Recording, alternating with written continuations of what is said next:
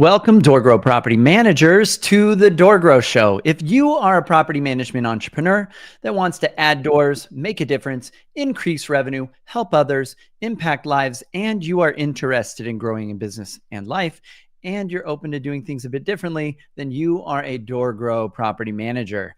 DoorGrow property managers love the opportunities, daily variety, unique challenges, and freedom that property management brings. Many in real estate think you're crazy for doing it. You think they're crazy for not, because you realize that property management is the ultimate high trust gateway to real estate deals, relationships, and residual income. At DoorGrow, we are on a mission to transform property management business owners and their businesses. We want to transform the industry, eliminate the BS, build awareness, change perception, expand the market, and help the best property management entrepreneurs win. I'm your host, founder and CEO of DoorGrow, Jason Hull. Now let's get into the show. And my lovely guest today is Joe Oliveri. Welcome, Joe. Hello, Jason. How are you? Good. What time is it over there right now? I think it's about 7 a.m. in the morning. So we're a little ahead of you. It's Wednesday. You're in the future here. Yeah. You're in the future. How's the future look? The future in Brisbane is actually very bleak. It's a very wet day, which is unusual for Brisbane, but we need the rain. So Got it. Okay. Well, we're going to be chatting a little bit about automation, about automating your team and processes a bit. But why don't you give people a little bit of background on yourself and how you kind of got into this? yeah, okay. Well, I've been around the industry in property management. I chose property management for 30 years, which seems like a long time when I say it, but I've been through the process of when they first introduced property management programs through to where we are today in technology. And I've worked, as a property manager right through to being the kind of like the creator of property management for one of the big international franchise groups until I was ready to launch my own business 15 years ago as a property management business coach and consultant. And yeah, just feel blessed to be doing what I do every day because it's a great industry to be involved in. Awesome. So where do we start? What do you think? Oh, well, it's interesting when I say I started 30 years ago, I Mm, feel like we're still back in, mm, what we were doing 30 years ago in some respects. We're struggling as an industry to change our mindset and have a, mm. a fear of Yeah. moving forwards. So it's quite interesting. So you've been back and forth between the United States and Australia, involved in property management conferences, events. I've actually, just for kicks, been reading on my morning walks the LPMA manuals or like books or whatever, because I'm like, what do they got going on over there? And it seems like there are some notable differences. It's really interesting. I'm like, oh, that's really weird. Why do they do stuff that way over there? So, but what have you noticed between the two countries? Like, what's kind of different in property management? Mm, mm. It's an interesting question because a lot of people think there is a big difference, but Yeah. there's really not a lot of difference. And I say that because I worked in the USA as vice president of a very large company over Mm, there in property management.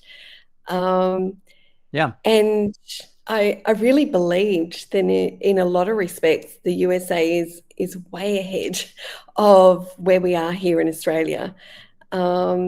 But I think that probably the subtle difference is team structures. We seem to focus more on property managers doing everything over here. Mm, And when I say here, I'm in Australia at the moment. yeah. Whereas in the USA, they like to have the breakaway roles, I call them, someone focused on maintenance, someone focused on leasing, um, and yeah, a little bit more task orientated in the US. Got it. Okay. What I've noticed in my perception is that property management over there is almost always connected to a brokerage. That's the perception. Is that accurate? Like I would they do real say, it's always a real estate company, or is it often that yeah, there are property management businesses that do not do real estate? yes. I would say going back 2 decades, that was probably the case here. Mm, But we are seeing a lot more entrepreneurial type business owners who start up as property management companies. And as they grow, then what they're doing, because they're seeing that they're losing managements to people selling. So yeah, as they grow, they're now adding in, like a sales service, which obviously makes sense. Um, so yeah, it has changed in the way they're doing it. But certainly, when I started, property management did belong to an brokerage. But when I first started, I worked for a property management only company, which was very unusual back then. yeah. I was particularly surprised by the growth strategies that I was reading in the book. I was like, these to me, it felt like they were a bit, I don't know, old school. And like, I was like, man, like, why? But maybe there's just a lot more opportunity in the US. Well, one of the things that we have a big opportunity here is there's a lot of rental properties that are just not professionally managed. Whereas it sounds like there's quite a high percentage are professionally managed in Australia. Yeah, I would say, in Australia, we don't see the people who own big property portfolios, like personal property portfolios, who become their own managers. So, in the USA, you see a lot of people who might own, 10 or more doors, Yeah. and they end up starting their own property management company, their own LLCs. We don't see that in Australia. Mm, There's not a lot of people in Australia compared to the US that mm. have vast property, holdings. We see more of the mum and dad or the mom and pop, as you would say over there, type investors in Australia that own one, maybe two properties. So of course, most of those are managed through, a professional property management company. Got it. Yeah. Well, cool. Let's talk a little bit about the topic at hand. So we're going to talk about automated Mm, workflows in property management. And I did a webinar in the past talking about the 3 levels of process documentation, or of a process system in a property management business. And my level 1 was just documentation. It was like Google Docs or something like that. Level 2 was checklist. It was like Process Street or Lead Simple or some of these kind of tools. And then level 3 was something like DoorGrow Flow or Flusos, which is basically the same thing. It's just yeah, Flusos, and yeah. which is visual workflow. And we use that system, and we've upgraded from checklist, which I've had at each level, right? First level was kind of like a Google intranet back in the day when Hmm. they had Google Sites, and Hmm. then basically Google Docs pretty much. And then we had some processes like in Basecamp, and eventually we upgraded to Process Street and had that. And that was nice. I liked the software, but I had to do everything. Like I had to always create the processes. Nobody else understood how the process were created, especially if they were complicated. And now using visual workflow and using Flusos, it's been very intuitive. I don't have to create the processes. My team members all can figure it out. And it's really like, I jokingly say it's like Visio or flowchart software and something like Process Street like had a baby. And so it really incorporates the best pieces of checklist and of documentation, but with visual workflow. And it starts as a visual workflow, which is how everybody generally wants to create processes from the beginning. It's how we think Yeah. process wise, is like we create the boxes with the lines connecting things. And so I found it to be very intuitive.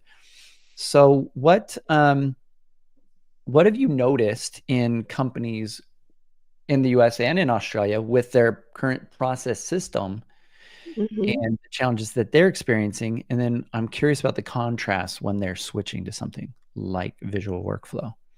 Yes, yeah. And there's a massive difference, but I think as a whole, the industry is still a little bit stuck in the old kind of like manual system. Whereas with automated workflow like DoorGrowFlow or Flusos, which is one and the same thing, and it is the best system for property management, you create the logic in everything that we do.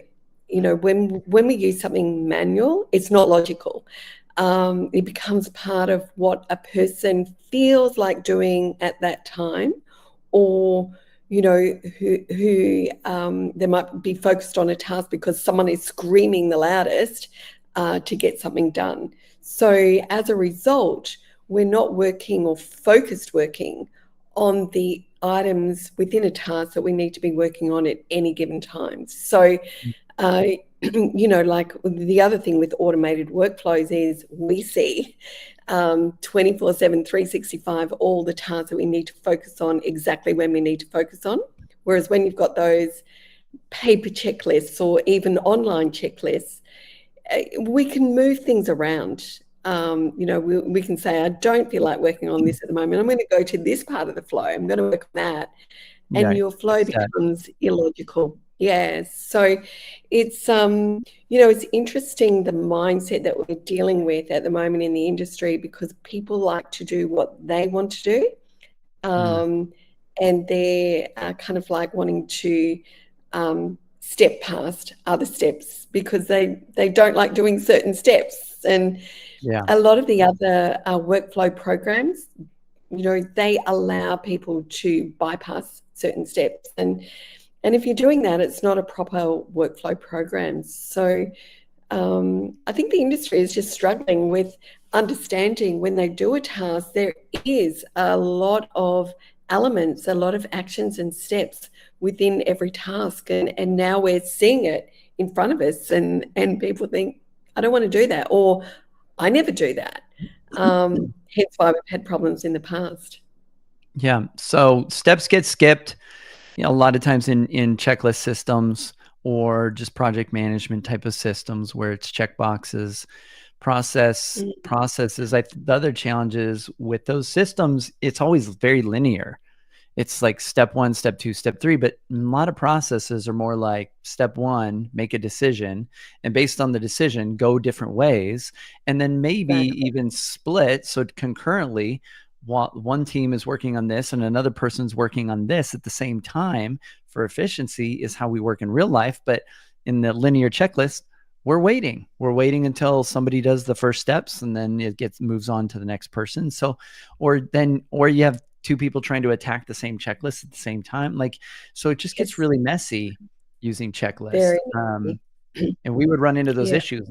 So then I had to create controls in my system so that my team would not skip steps. So then they had to do things. And so then you have to create logic, and then you have to make things show or hide based on whether they're clicked. And there's all these.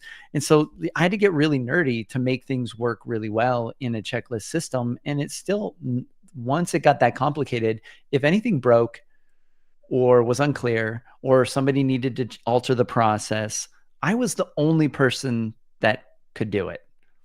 I was the only person that understood what the process was supposed to be doing because I built it. And if the process is old enough, I might even forget why I was doing things a certain way. So then I have to go back and kind of figure out what was I trying to create, unless I actually created a visual map or a visual flow chart in like Lucidchart or Visio or something, and did that. And so I've loved in Flusos, I love being able to even just create visual flows, and even if I'm not going to use them as a process, just creating the map. And I've mapped out my different growth engines for my business, so I can pull it up and I can say, this is how we get a customer. Here's what we do. Here's the steps.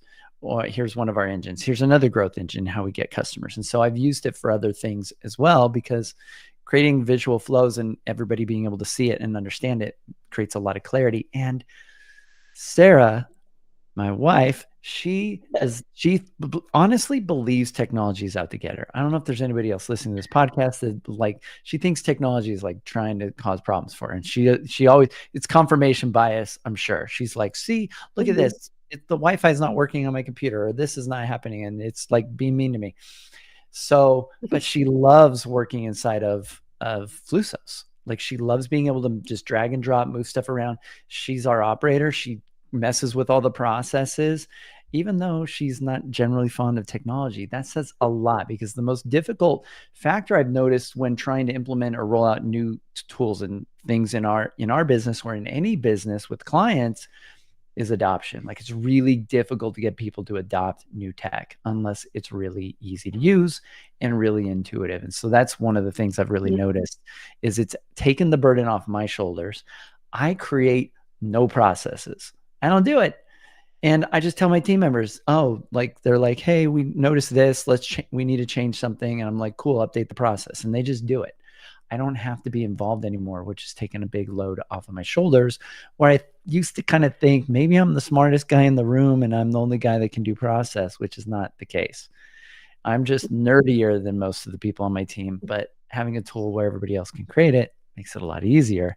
And it's taken a big weight off my shoulders. And it gives me that safety and certainty or security that I know, because we have all of our processes in there, that if I lose somebody, we can put somebody in place right away, change the role of that person, and they can start to use that process and just go through it and do it. And so Definitely. it creates a lot of safety, because we've had things like we've had team members like go on maternity leave. We had team members come back from maternity leave and then quit, and right away, and stuff like this. And so it's nice to be able to have anybody on the team like be able to step in and just follow the flow and go through that. And then while going through the flow, they can see where they are in the process. So these are the benefits. Exactly.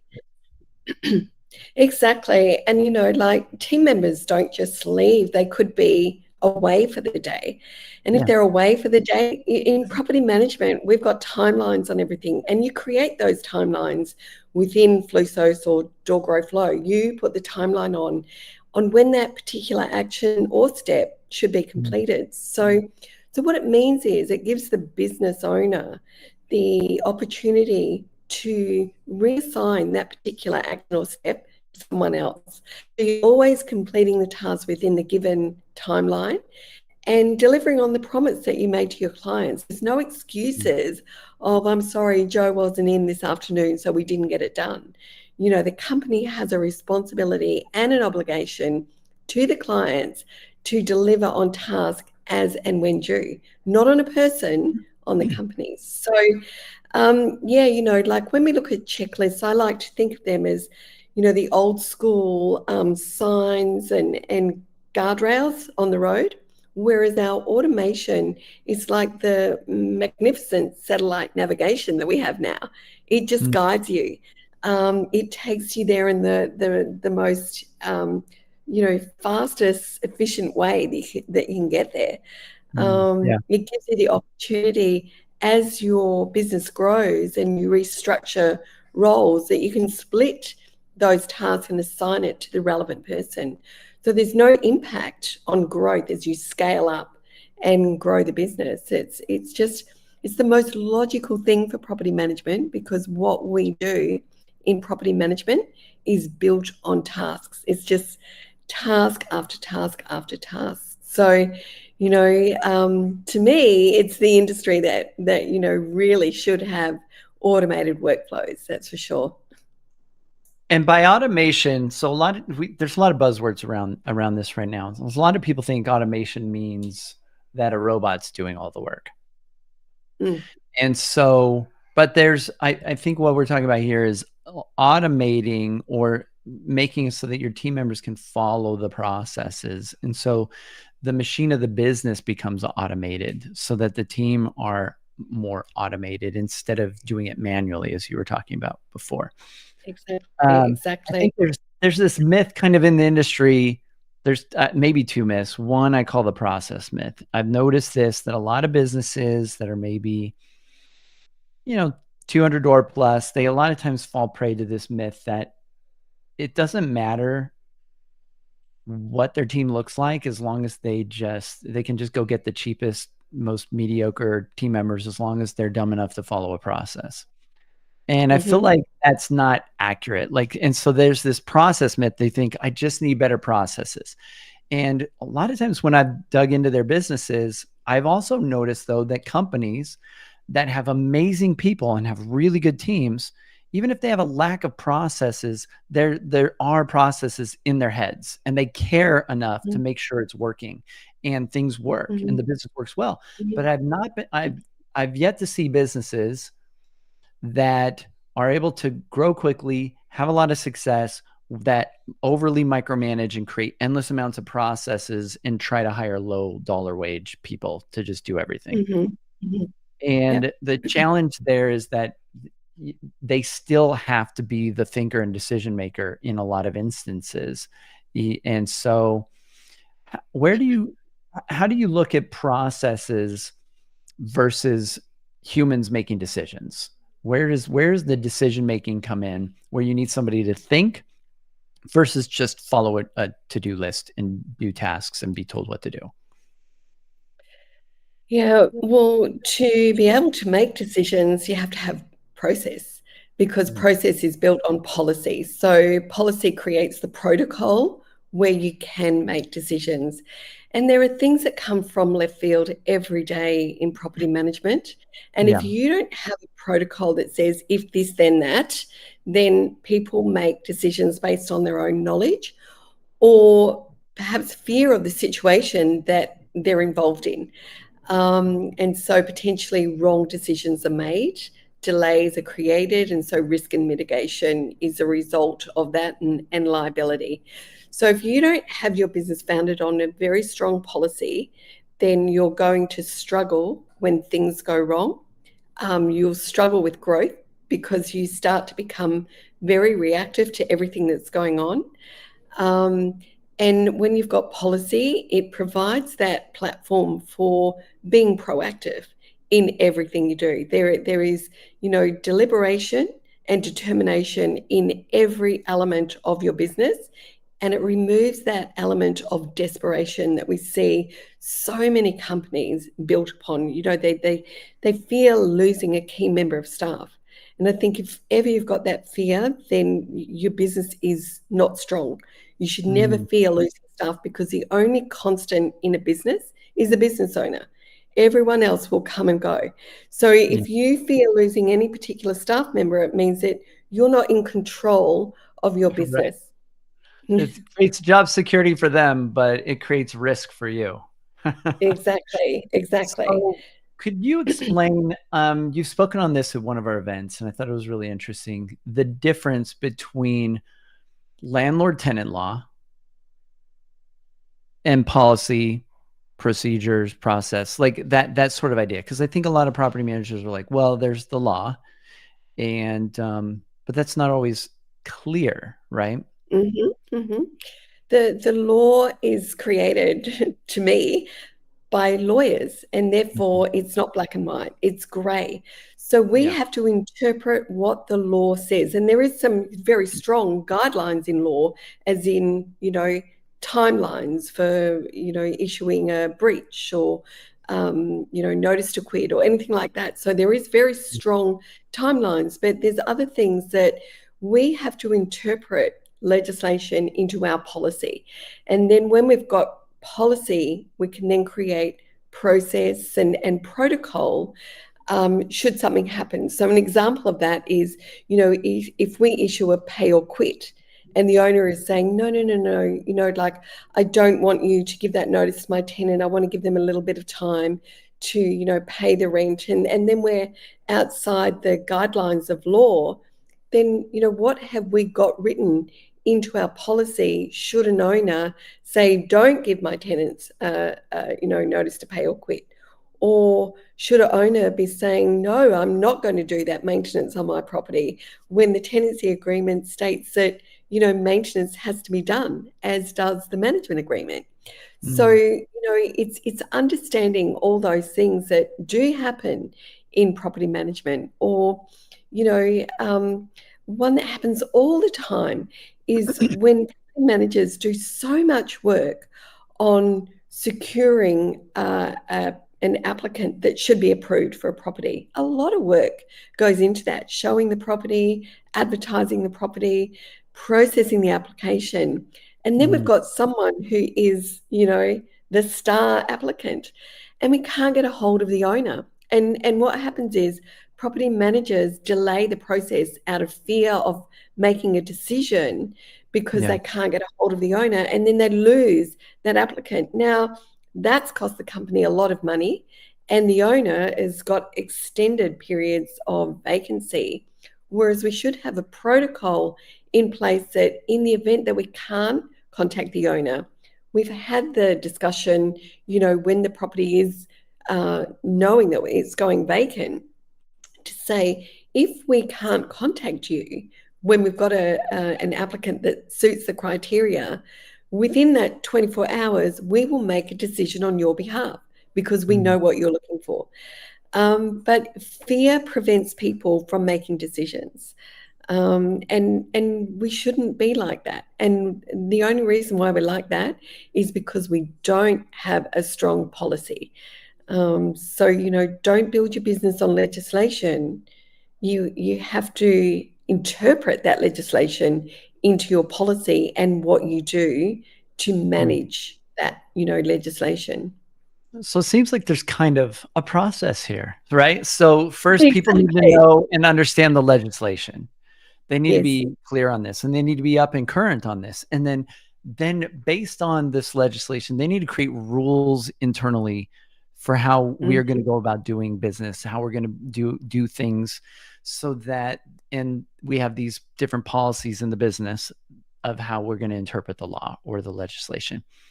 Once we have these policies, then we can start to create process around this so that we can follow our policies and achieve the good or desired outcomes that we're aiming for. Does this sound accurate? Absolutely spot on. Okay. Yes, exactly. All Yes. right. So, what are some things that you notice when helping? Because you help a lot of business owners get their processes dialed in, get some of these visual workflows mapped out. What what's lacking a lot of times in their thinking about how to build a really good process? One of the things that Mm, really stood out to me in one of the previous calls, as an example, was setting expectations. Just setting mhm. expectations reduces a lot of extra unnecessary work. Like letting it, like, hey, tenant, we will let you know, yeah, in a day about this, instead of them following up multiple times, asking you, and then multiple phone calls and emails and stuff like this. And so, just communicating clearly expectations of when you're going to communicate again seems like a really simple addition to a lot of processes that reduces a lot of extra unnecessary work and interruptions. Absolutely. Yeah, no, it's there again, you've got a business that will be proactive, and not Mm. have that, like, oh my goodness, what do we do now? This happened, the tenant won't talk to us, or the tenants changed the locks at the property, or, we can't get a hold of the owner to get this decision. So everything becomes reactive, and the focus and the energy goes into whatever that situation is. And meanwhile, we've got other things that are cropping up in the business that are Yeah. also going to just ignite, and then they'll take our attention. So, we've got this constant hopping from one drama to another because we don't have the proper policy in place.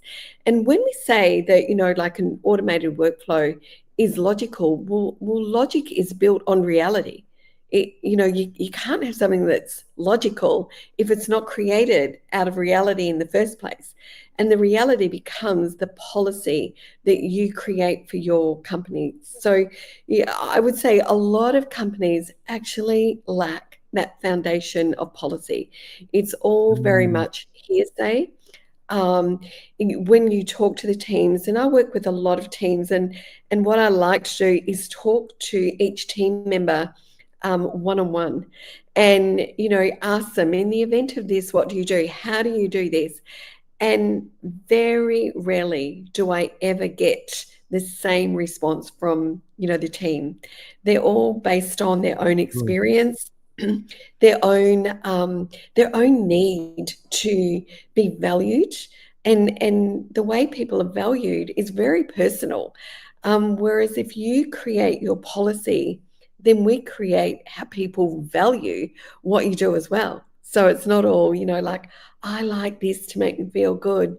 Yeah. We do get the thank yous from the clients because we deliver on the promises we make, because out of policy becomes the promise that we can make, and we know that we can deliver on it, and hence that's the Mm. expectation. So I've noticed one of the things I've noticed in some businesses, it sounds like there's kind of this issue of like, you ever played the telephone game where like you say something to somebody and they say it, and then by the end they reveal what they think the person at the Yes. end at the beginning said, and it's like totally off, right? And so it gets ridiculous because they're just passing it along. And this is often how this hearsay, as you mentioned, this is often how um, sort of the policies in a business kind of get passed around or passed on. Like somebody trains somebody else, somebody brings them in, they're asking questions. Hey, Susie, what do we do in this? Oh, I just kind of do this. And so then we create this whole nebulous, cloudy, fuzzy, weird thing where everybody's kind of making decisions. And the reason why is Susie told me, like when I first got hired, because she was impatient and I was annoying her, that to do it this way. And I've been doing it that way ever since. And that's what I've been telling everybody else that I've been talking to is how we do it. Right. And so Mhm. because it's not defined. So that's interesting. So a lot of businesses don't have, they might have processes. I mean, almost every property management business probably has some process defined. If not, you are probably Yes. very new. Yep. But a lot of them are lacking policy Yes. being Yeah. documented.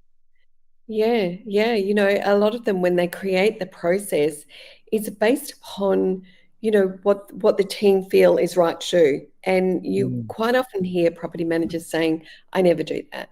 Or, I do it this way and I've always done it that way and I'll continue to do it that way Oh, because I yeah. feel The comfortable manual says that this, way. but that Yeah, seems mean or uncomfortable for me, so I've found my exactly. better way of doing it, and yeah. Exactly, exactly. And all my clients would never like it if I did that. Well, when you hear that conversation, it's like you've got a problem in your business because Yes. your business is not, grounded in its policy.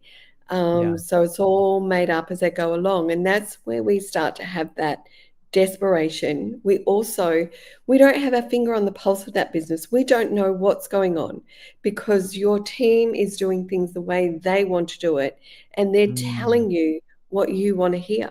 So yeah. you're hearing, oh, everything's great. And then all of a sudden that team member is, really struggling and with not coping, and they leave.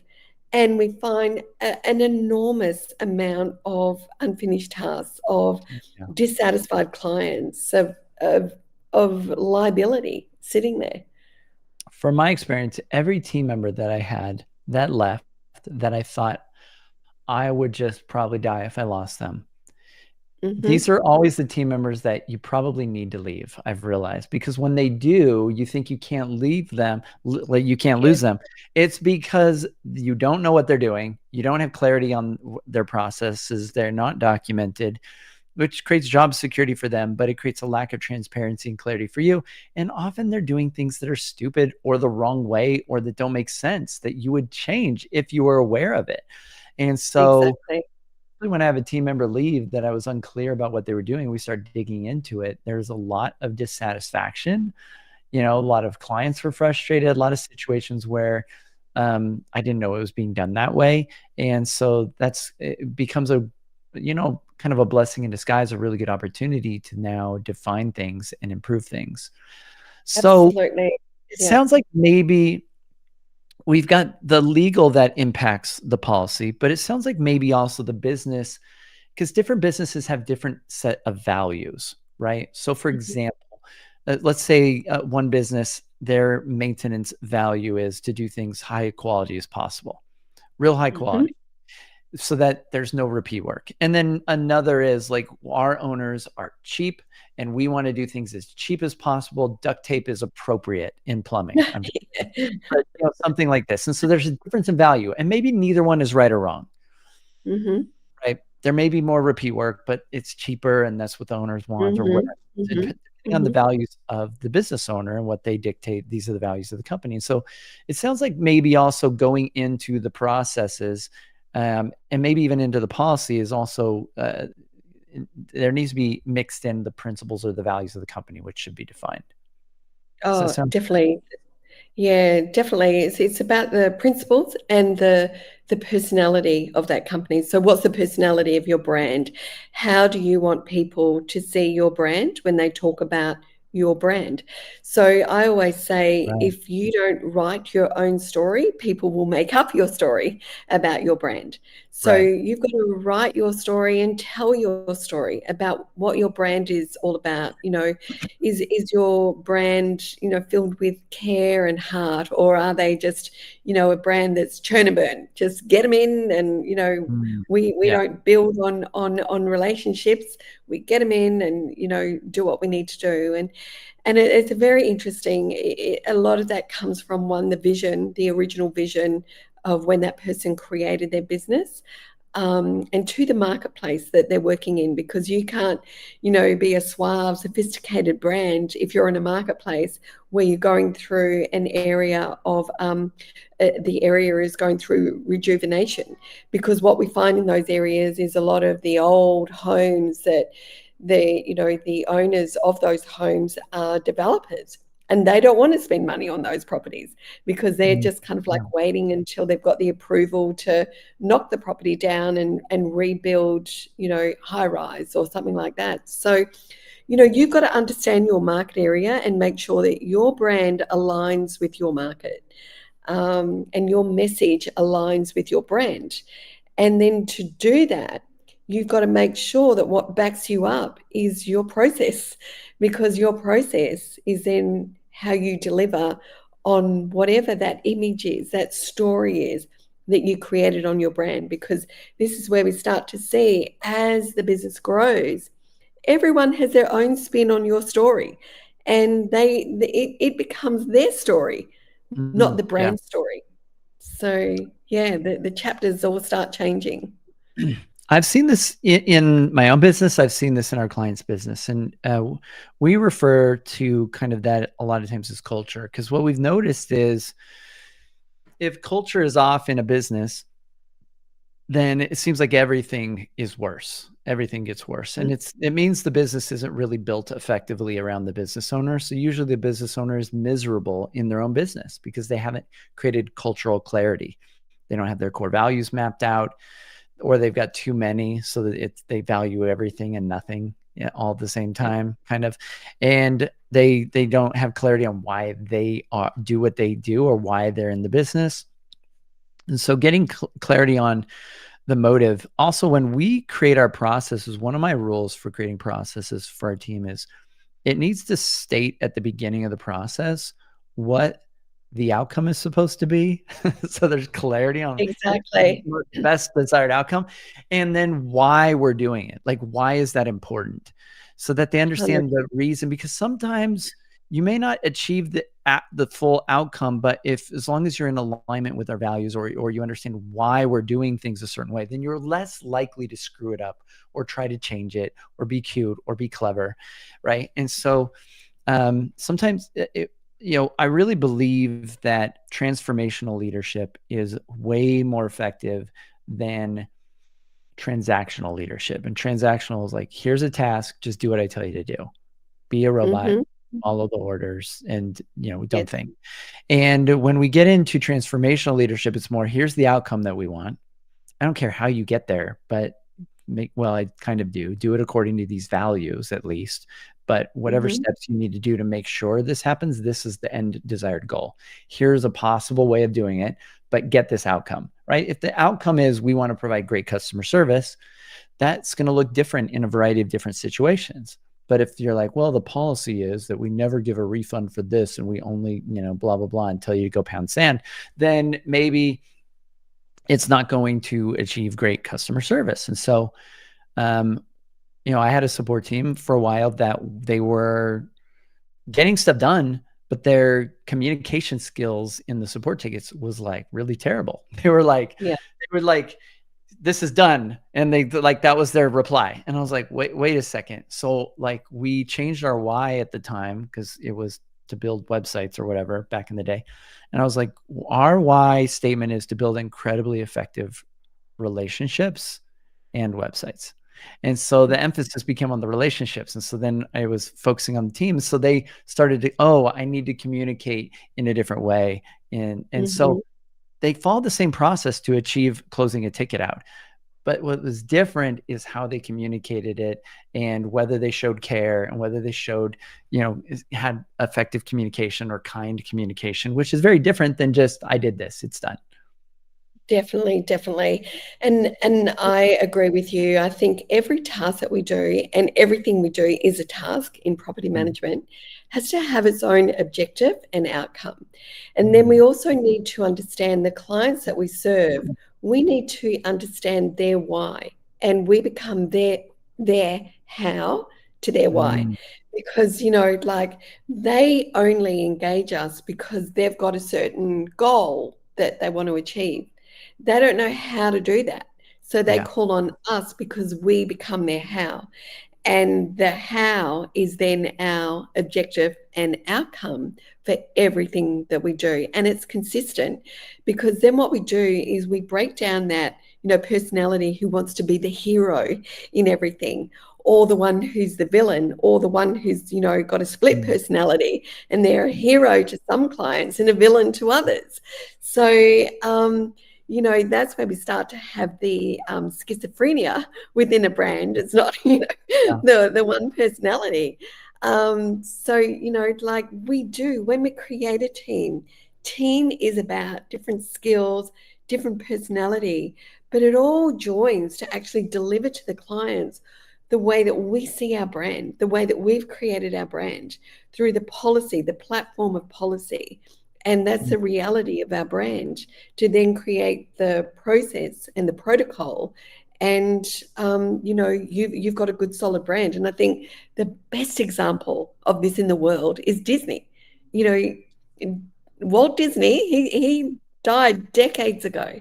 But when you go into Disneyland, you feel him there. You look through the eyes of Walt Disney when you walk into Disneyland, when you watch a Disney movie. And that's what we need to do when we're creating our business. We need to show what our vision is so all of our team can almost look through our eyes to see what it's going to be like. And, every leader, they say, every leader is present even when they're not present. So, you need to have that. And the only way to have it in property management is through your automated workflows that are built upon, the logic that you created through your process. So it's very interesting, and people keep trying to shortcut it, or they think that, they've hired the next best thing since sliced bread. And then they're disillusioned. They think, well, what happened to that person? And there's all the blame and justification. It's like business should not run on blame and justification. That's ignorance. No. So that's terrible fuel for a business. Yeah. It is. So, well, I think, Joe, this has been, I think, very helpful. You do a lot of different things, right?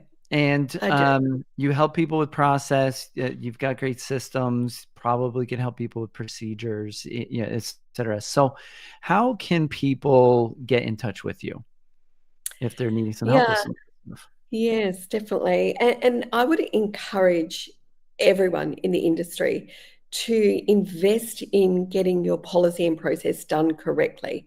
Because once you've done it, then changing it as your business scales and grows is simple. It's just adjustments and alignments along the way. So, invest in it now. And I'm more than happy, we could even do group exercises, Jason. But probably the best way to contact me is I'm on social media, through the messenger and chats on social media, or email. The email, it's a long one because my company is called Revolution, which is Oliveri backwards. So so it's just Joe, which is simple, JO at irrevolution.com. IREVILOUTION.com. So super Perfect. simple. All right. We'll throw that in the show notes. Make sure people got it. All right. Well, Joe, thanks for coming on the show. Appreciate you being here. And so, how can people learn more that are interested about Flusos or this visual workflow tool? Yeah, the easiest way there is jump on our website, sorry, flusos.com, FLUSSOS.com, and Flusos is Italian for flow. So jump on there, book a demo, and you'll most likely get my husband Stace, who will do the demo with you. And like go through the process of don't push back immediately. Yeah, anyone who starts working on automated workflows, it's about adapting to a new mindset in the way that you do every day in property management. So be patient with yourself, be very deliberate, and focused on going through a mindset. And I liken this to when we introduced, property management platforms 30 years ago in the industry. And I was new then, so I adopted immediately. But I see all the people that have been in the industry failed to adapt and they didn't hang around for long. So we're going through that change that we did. But go in there, get help. Don't do it alone. It is difficult to create flows because you like engineering and architecturing. So is that a word? But We'll let you I have make it. up words. Yeah. You, But you can trademark go it, on. maybe. No. Yeah, exactly. Let's do that. So and that's the Aussie in me. Go onto flusos.com, book a demo. Let them know that you're, with DoorGrow as well. Just say, hey, I'm with DoorGrow because we've got some special things for all the family at DoorGrow. Cool. Just do it. Don't delay. Don't let fear get in the way. Don't let fear of your team not wanting it get in the way.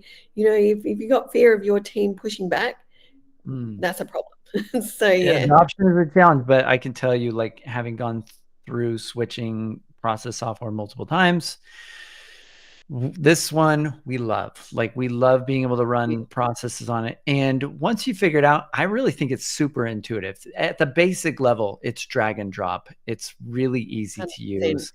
And yeah, there's a lot of complexity that can be added under the hood to really make things really well dialed in, but you'll get there. So Stace will help you. All right. He will. All right, cool. Well, it's great to have you here on the show, Joe. Thanks for being here on the DoorGrow Show. My pleasure. Such a joy. Thanks, Jason. All right, bye. Okay, so if you are a property management entrepreneur and you are struggling, you don't even know what the problem is. You're trying to grow your business. You're not even sure why. What is the problem? Maybe you think, well, I just need more leads, or I just need better processes, or whatever it is that you believe. Get on a call with our team and we'll help you figure it out. And maybe you're not clear on what the problem is. We'll help you figure it out. And maybe you're not even clear on what the solution is or where you're at currently and what your current situation is. You're like, I know there's something off or it could be better, but I'm not even clear. We'll help you get some clarity on that and figure it out. And we're not going to try and sell you anything unless you need something. And if you need something, then we're just going to try and figure out if you want it. If we have something that could help you. We're not pushy salespeople, but we do love helping property managers. So check us out. You can go to doorgrow.com. A lot of people are like, what does DoorGrow do? We grow and scale companies dramatically and quickly. And so if you would like to grow your business, you're tired of wasting time trying to figure out what works, wasting time doing advertising, falling prey to a bunch of different marketers, and you want to figure out what is actually working to grow businesses, we're helping people grow their businesses without spending money even on advertising. You're able to grow even faster by eliminating that stuff. And so we may be able to cut your ad budgets and increase the output and the ability to grow and add doors in your business. And so we do a lot of other stuff to consult property managers and helping them get things dialed in. Reach out to us. We would love to help you figure out how to grow your business. So you check us out at doorgrow.com. And if you are a frequent podcast follower or listener, we would appreciate it if you like, subscribe, and leave us some sort of review on whatever channels you're listening on. It helps us help more people, and we appreciate it. And that's it for today. Until next time, to our mutual growth. Bye, everybody.